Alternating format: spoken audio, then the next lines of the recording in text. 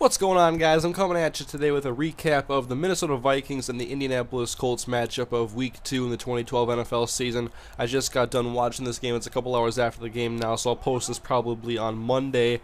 But I watched the game, obviously, and the Vikings did not come away victorious in this one. The Colts won this one 23-20 in Andrew Luck's first start at home at Lucas Oil Stadium.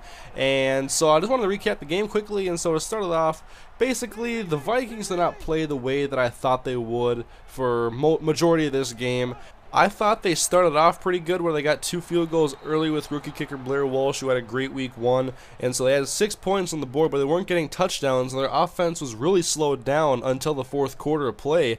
And Andrew Luck looked really good in this game. He made a lot of very good throws. They make very many mistakes. He had a couple of plays that were tipped, but he looked far different from his week 1 performance against the Chicago Bears, and I was really disappointed in the way the Vikings got after Andrew Luck. They got after him on occasion, but for the most part, he had very clean pockets to throw from, but when he was flushed out from one side, he was able to use his athleticism and his speed to scramble out of the pocket and at least pick up a few yards. And in one case, in the second half, in the third quarter, he ran out of bounds on like a 3rd and 16 play, and Jared Allen hit him. He fell down, and the Vikings got flagged for a late hit out of bounds.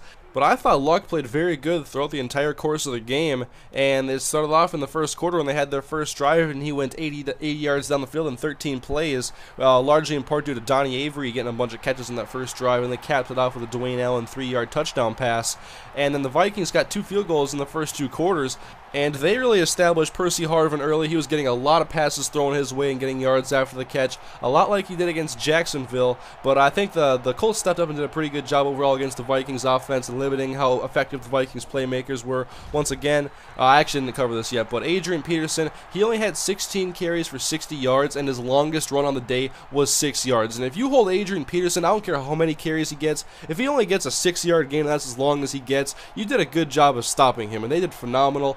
I think the big standout on that Colts front line was Corey Redding, who was making a lot of very good plays. He got a couple of swats in there and batted down a couple of balls. And I haven't rewatched the game yet, but the Vikings ran a lot of power running this game, and it just wasn't working. I would have liked them to see it go outside a little bit more. They did quite a bit with Percy Harvin when they were giving him the ball. But even Toby Gerhart, the Vikings' power runner, only had 5 carries for 15 yards, and I think the Colts' front 7 really stepped up to stop this Vikings team and make them a lot more one-dimensional. And overall, I was very disappointed by the way the Vikings played on offense. I thought the offensive line was manhandled, and Christian Ponder was flushed out of the pocket too many times. And what I noticed, especially compared to previous games with Ponder, was that when he was flushed out of the pocket in this game, he wasn't making plays downfield. He had to run himself or take a hit, which he did many times. And once again, that was Corey Redding in the front line of the Indianapolis Colts flushing him out of the pocket, and I thought the Vikings would do a lot better job against the Colts defense in this game.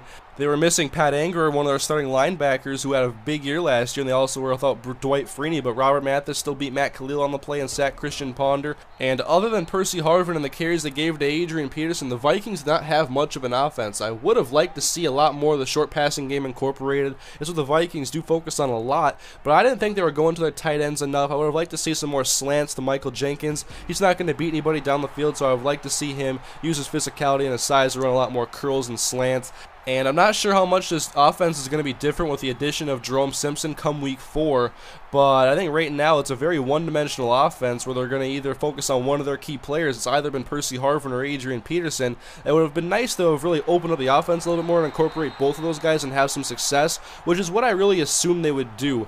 I thought for one, Adrian Peterson would have a 100-yard-plus rushing day. He would have a couple touchdowns if they got into the red zone, and I was hoping that him and Percy Harvin could be effective together, because what I've noticed a lot of is it's usually one of those guys and that plays well and the other one doesn't really do a whole lot. And I'm really hoping this passing offense can come together a little bit better, because yeah, they're throwing a lot of those smoke routes in the direction of Percy Harvin, and Ponder has made some nice throws over the course of the first 2 games. But I want to see a more consistent passing approach from the Vikings that's going to be a lot more effective in games, because you're not always going to be able to rely on bubble screens unless teams don't game plan around Percy Harvin. He also cramped up a little bit in this game, no major issues when he was out of the game.